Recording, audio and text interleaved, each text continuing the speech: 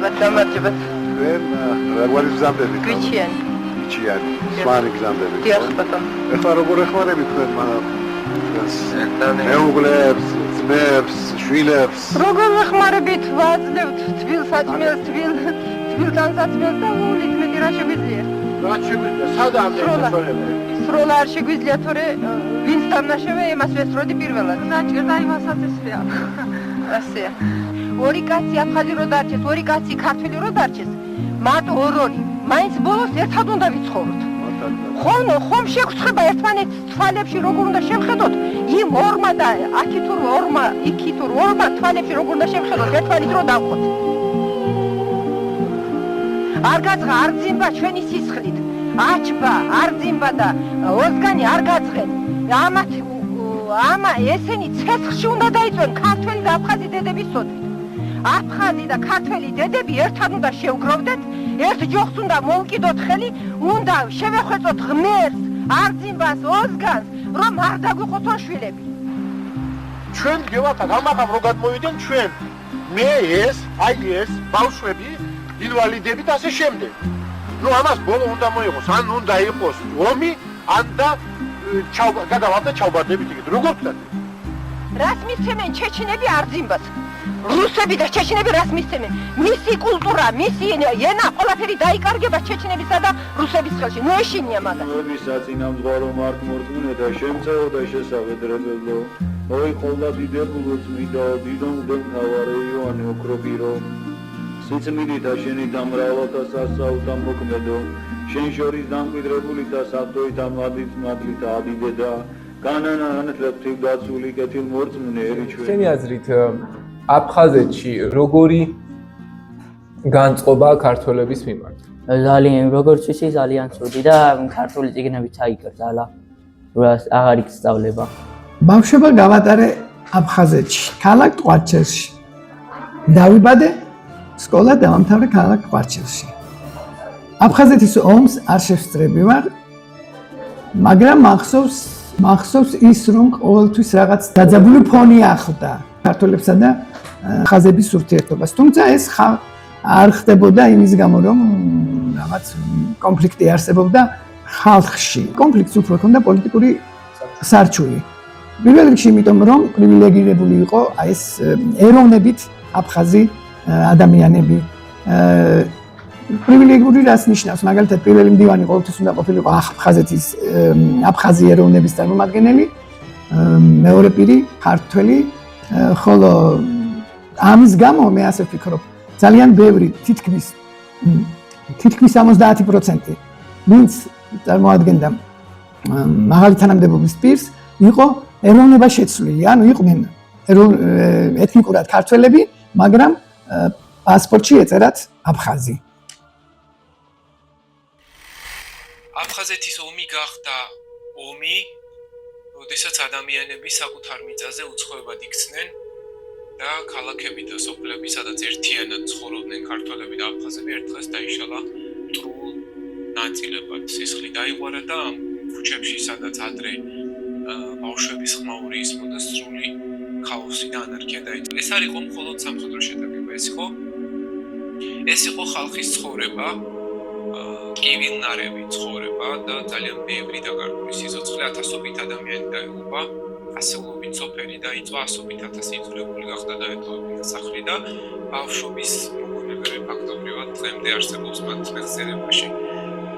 იმ დევნილთა გზაზე თითოეული ნაბიჯი ყველასთვის იყო ძალიან მძიმე, რადგან უკან დარჩენილი იყო საფლავები, საცხოვრებელი კერები, კედლები, სადაც ყოველთვის მათი ოჯახური სიხარული იგრძნობოდა და სწორედ ამ ომმა დატოვა ღრმა ნაიარევი, არა მხოლოდ საქართველოს რუკაზე, არამედ თითოეული ადამიანის გულში და ეს არის ყოველწლიური, ყოველდღიური ტრაგედია, რომელმაც ვასწავლა, რომ ომში გამარჯვებული არ არსებობს, ყველა მხარე კარგავს სახლს, მეზობელს, შვილს, მომავალს და რაც ყველაზე მთავარია, ყველა მხარე კარგავს რაღაც ძვირფას და ეს ისტორია ყოველთვის მნიშვნელოვანია რომ გვახსოვდეს და გვახსოვდეს რომ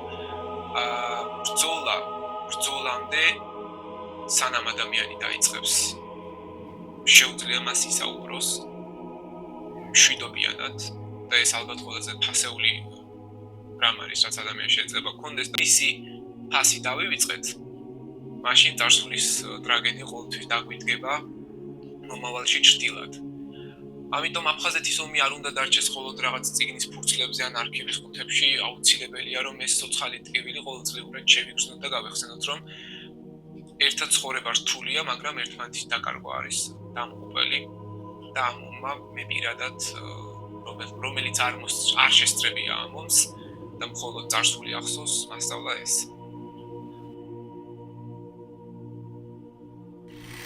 პირველ რიგში ვეცდებოდი რომ გამეცნო, შემდეგ მეგობრობას და დალაპარაკებას შევეცდებოდი. ოღონდ ჩხუბით, ყვირილით და ერთმანეთის დანაშაულებით არა. ვეტყოდი და აუხსნიდი თუ რა მოხდა სინამდვილეში და თუ რატომ და რისთვის დაიწყეს სინამდვილეში რუსებმა ომი საქართველოსთან. ვეტყოდი რომ ჩვენ მტრები არ ვართ და პირიქით დახმარებას და მშვიდობას შევთავაზებდი. ვეტყოდი რომ მიუხედავად იმისა, რომ უფროს თაობას არ უნდა საქართველოსთან ურთიერთობა და დალაპარაკება, იქნებ ჩვენმა თაობა მაინც შეძლოს ეს ყველაფერი თქო. არა მარტო მე და იმ ერთმა მერვე კლასელმა, არამედ ყველა ბავშვმა მინდა რომ იმეგობროს ჩვენთან. ვეტყოდი რომ დედაჩემიც მათი ნაწილი იყო ერთ დროს, მაგრამ ომის და ამ ყველაფრის გამო მოუწია აფხაზეთიდან წამოსვლა. ამ ყველაფრით იმის თქმა მინდა რომ ჩვენ მათი ნაწილი ვართ და ისინი ჩვენი. ხათაძე წაიყვანეს და დახვრიტეს. გადმოაგდეს მანქანიდან და ჩვენმა ნაცნობმა გვარად ჭკადოა საღამო ხანს მეზობლებთან ერთად მოიპარა გვამი და თავისი მეზობლის ოჯახში დაკრძალა. ეს ადამიანი რამდენიმე დღის მანძილზე ასე იპარავდა ქართველების გვამებს და გრძალავდა.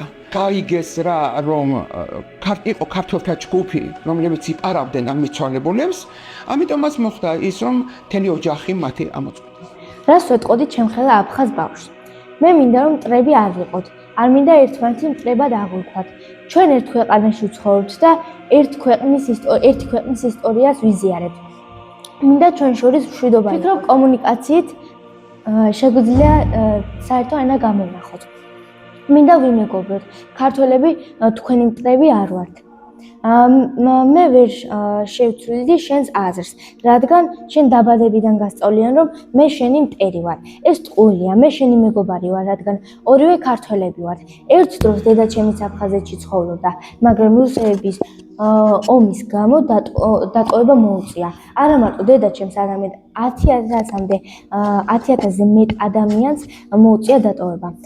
ჩვენ ერთ ქვეყანაში ვცხოვრობთ, მინდა გაგიცნო და მინდა ვიმეგობროთ და ვისაუბროთ. შეიძლება ერთმანეთს ბევრ რაღაცაში ვერ გავუგოთ, მაგრამ საერთო ენას გამოვნახავთ. აფხაზეთი იყო, არის და იქნება საქართველო, აფხაზეთი საქართველო. მოგლის ჩემი მამა ალექსანდრე გიორგიძე ურიდია იყო სროლები დაძრწოდნენ ეგრეთ წოდებული სიკვდილის ესკვადრონები შეიკითხეს მისი ნაციონალობა ერთ-ერთმა ბოევიკმა დაუფიქრებლად ესროლა და ადგილზევე მოკლა. სიკვდილის მომენტისათვის ის იყო 83 წლის. დედაჩემს ეს ელენა რუსიას პირი გაუღეს და ყმია პირში ჩაახალეს და გადმოაგდეს მისი საკუთარი ბინის აივნიდან, მეორე სართულიდან.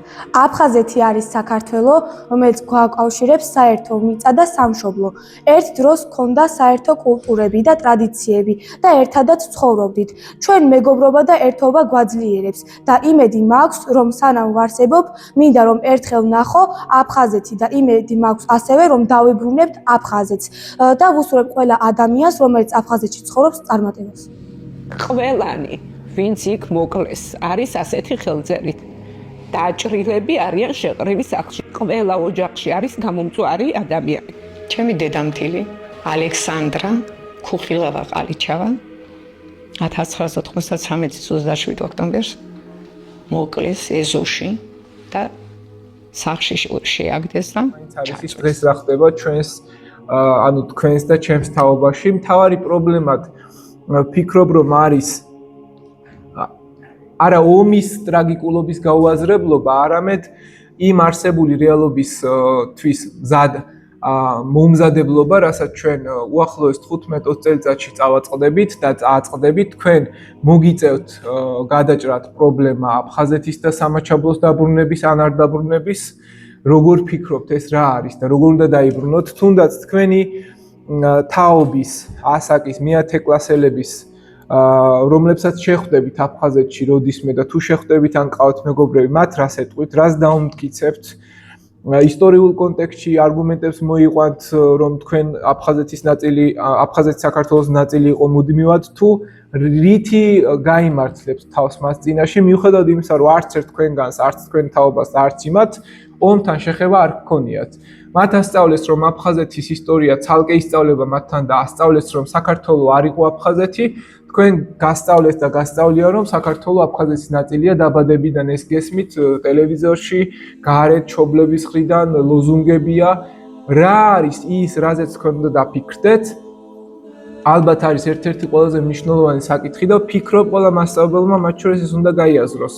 ხსნით თუ არა აფხაზეთის ომს ასე. უბრალოდ ომს ვიხსენებთ როგორც ტრაგიკულ ომს, რომელშიც ძალიან დიდი მსხვერპლი იყო ჩვენი მხრიდანაც და აფხაზებიდანაც, თუ კიდევ არის ისეთი რაღაც, რამაც შეიძლება თქვენ მოგცეთ და მიგიყვანოთ იმ რეალობამდე, რასაც უბრალოდ ვერ შეეწინააღმდეგებით. თუ უბრალოდ ხელისუფლებაში მოხვალთ, როცა მოხვალთ, ხელფასებს აიღებთ და ტელევიზორში იტყვით, რომ აფხაზეთი საქართველოა, როგორც დღეს გრძელდება ლოზუნგები. რა ქმედით ნაბიჯებს გადადგავთ?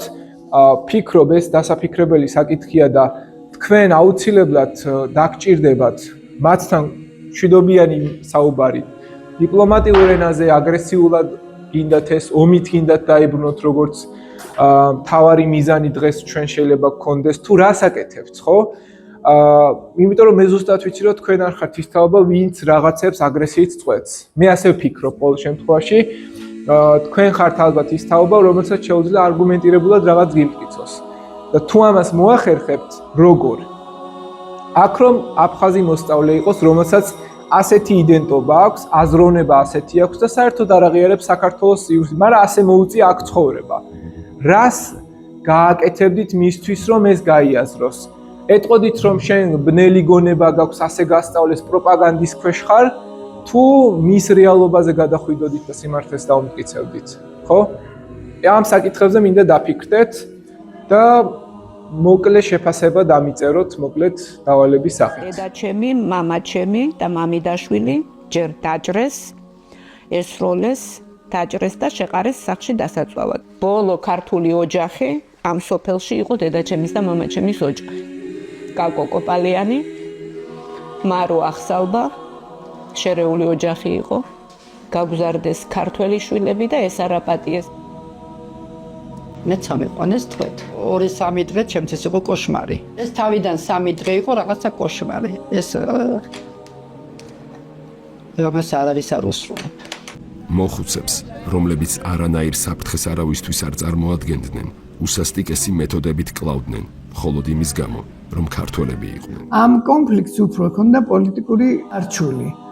ეს უკვე ამას მივხვდი, ცოტა უკვე რომ წამოვიზარდე, მეშვიდე მერვე 15 წლამდე, იმიტომ რომ მქონდა ესეთი შემთხვევა, კომკავშირში რომ იღებდნენ, პირველმა მდივანმა მკითხა, გოგია, ჩემი გვარის წარმოშობის შესახებ და შენ ხომ აფხაზი ხარო?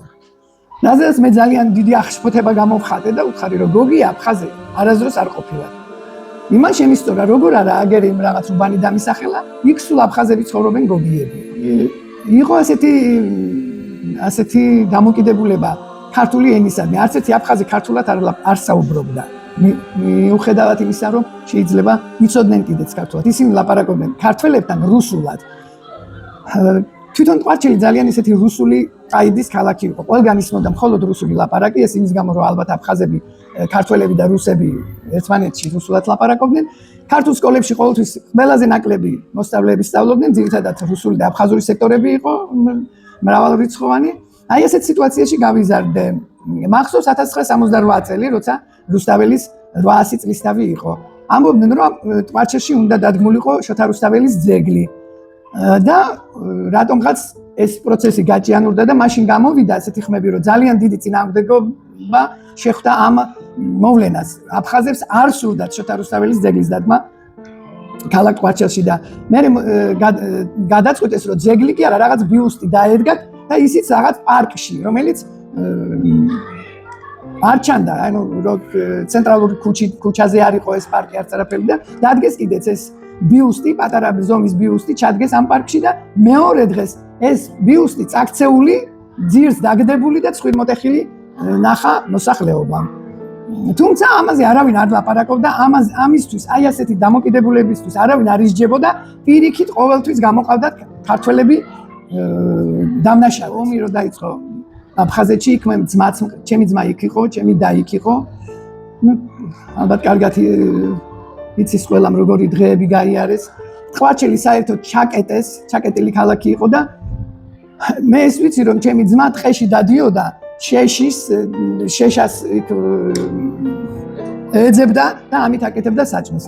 გენი გათიშვილი ჰქონდათ, გაზი გათიშვილი ჰქონდათ და ბავშვებისთვის საჭმელი რომ მოემზადებიათ, ტყეში უნდა მოეჭრათ შეშა და მოვიდნენ. მაგრამ ჩემი დის ოჯახი თავის ცოლშვილით რუსეთში გადაფრინდა, იმიტომ რომ იქ ყავდათ ბებია ცოლის ბებიის დედა უბრალოდ კიდევ რუსეთში ცხოვრობდა რუსი იყო ევრონებით და ამან უშველა ის რომ გადარჩნენ და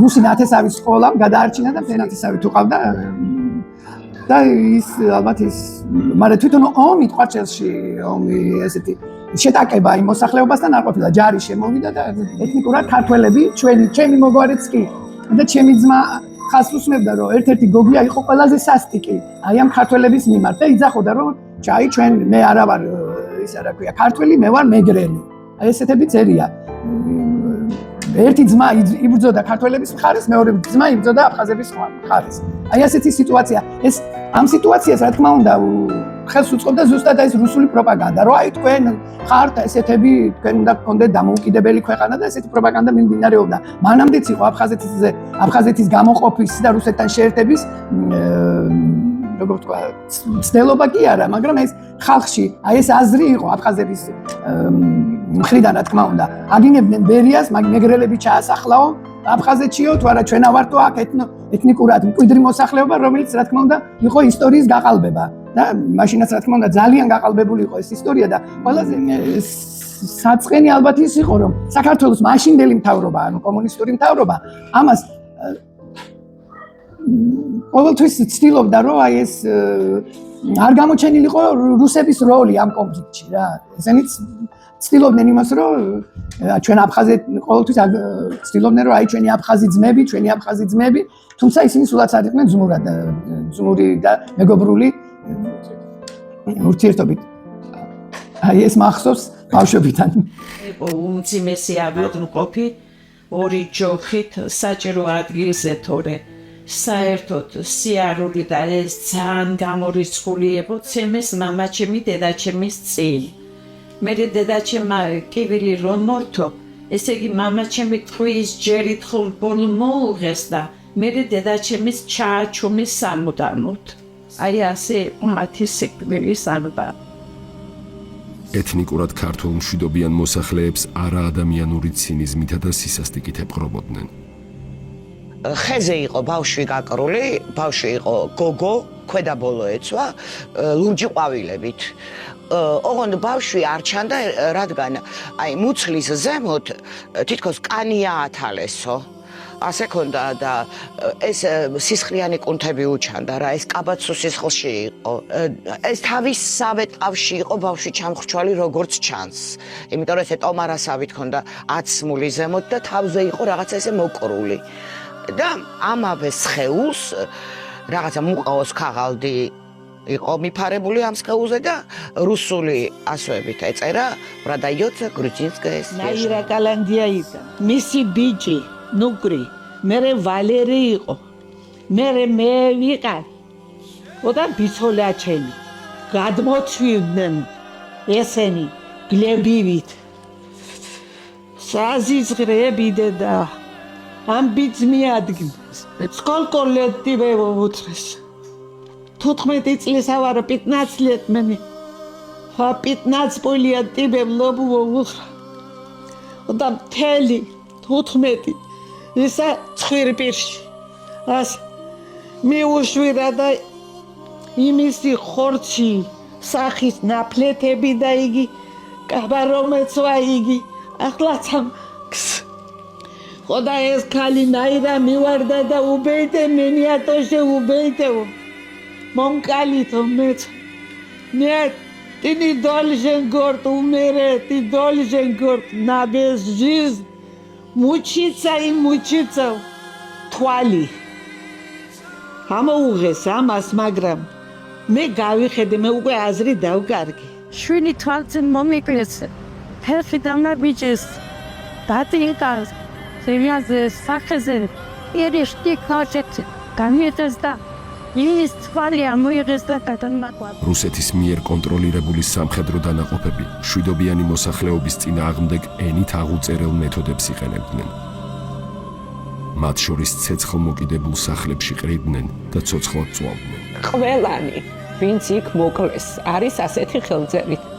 დაჭრილები არიან შეყრილი სახლში. ყველა ოჯახში არის გამომწვარი მამაჩემი და მამიდაშვილი, ჯერ დაჭრეს, ესროლეს, დაჭრეს და შეყარეს სახლში დასაწყალად. გენოციდია ეს აბა რა არის ქართველობის გულისთვის რომ შენ ქართველი ხარო და ძაღლის ენაზე ლაპარაკობ და ამიტომ რომ კლავდნენ ხალხ რა ქვია აბა ამას სხვა არაფრით არ შეიძლება კაცობრიობამ არ იცოდეს ამ კაცი ჭამიების ჩადენილი უბედურება. ამ ხაზეთის ამბობი რომ ჩაიფარცხა და არ მიექცა ყურადღება. ამან გამოიწვია ის რომ შეიძლება კიდე სადმე გაკეთდეს და გააკეთეს ბუჩა. ძალიან სწორია ესა რომ ბუჩამდე იყო აფხაზეთი. და კიდე შემდეგი იქნება თუ ბუჩასთვის არავინ არ დაისაჯა. კიდე ახალი ბუჩა და ახალი გაგრა იქნება. მინდა რომ აი ძალიან ძნელია ხა ჩემთვის ამაზე ლაპარაკი. მინდა რომ ყველა მაგას პასუხი თავის თანაშაულზე ჩვენი ქვეყნის წინაშე.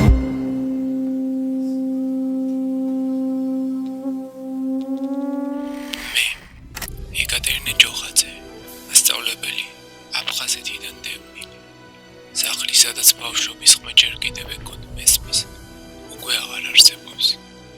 იქ, სადაც დედის ხელი ჩემს სახეს ეფერებოდა, ახლა ნანგრევებია.